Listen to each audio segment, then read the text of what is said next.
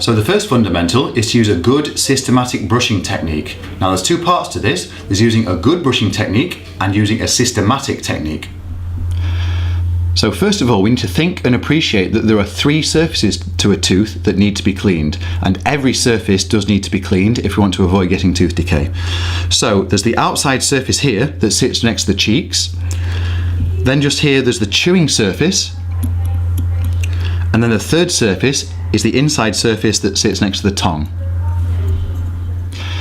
So that you don't miss any of these surfaces of the teeth, you need to have a systematic brushing technique.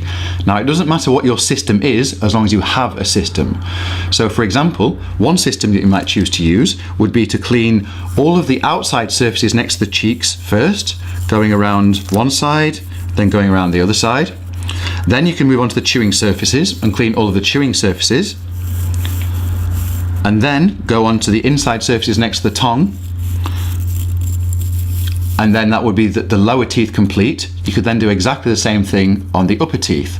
Now that's an example of a system, but if you have any other way of doing it in any other order, then that's absolutely fine, as long as you have some kind of order and some kind of system so that nothing gets missed out. Now what a lot of patients do when they brush their teeth is they do a really long, hard scrubbing action like this. It's a hard scrub and they tend to get quite a lot of strength from their arm into it. Now this is not a very good way of brushing your teeth for two reasons. Number one, it's very easy to brush too hard, so you can put all the strength into there, and brushing the teeth and the gums too hard can cause the gums to have recession. So on this model here, you can see that some of the teeth have got recession and where the gum has shrunk back.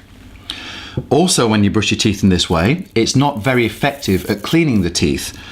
Now, the teeth get clean from when the bristles of the toothbrush change direction. So if you instead do a little circles brushing action like this, the bristles are changing direction much more often, and so this will clean the teeth better. Little circles is the way that we'd recommend, but it's often very difficult to get used to little circles, especially if you've been doing a big hard scrub all of your life. So what I recommend for a lot of patients is, instead of doing little circles, to do a little micro scrub. So this is just, it's like a vibration movement, just slowly going around the teeth, but vibrating the toothbrush and just doing a very small scrubbing action forwards and backwards. This is effectively the same as doing the little circles. It allows the toothbrush to change direction much more often, and it also doesn't let you brush too firmly. So using the little circles or the vibration movement is really good for doing the outside surfaces next to the cheeks, so you can do all of those surfaces using this method. It's also good for doing the inside surfaces of the teeth next to the tongue.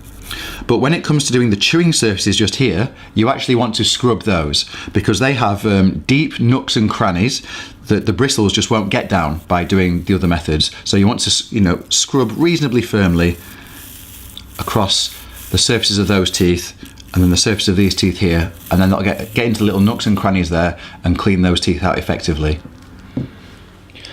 A common part of the mouth that people miss when they're brushing is the backs of the front teeth. So both the bottom ones and the top ones get missed around here. So to brush those properly, as Anthony's going to show us now, to brush the backs of the lower teeth, he's raising his elbow. That's good. And then to brush the backs of his upper teeth, the elbow drops. Perfect. Another area that patients commonly miss when they're brushing is this little gap just here, right where the gum meets the tooth, all around here.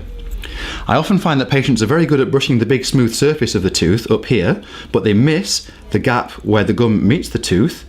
This leads to a build-up in plaque around that area, and then that leads to the gums getting red, they get inflamed and swollen, they bleed easily, and this is the start of gum disease.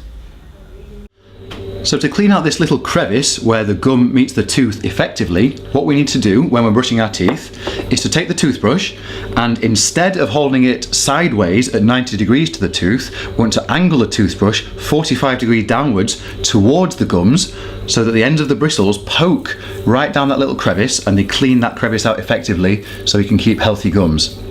So we want to angle it downwards at 45 degrees for the lower teeth, and if these were the upper teeth, then we want to angle it upwards at 45 degrees to clean the upper teeth.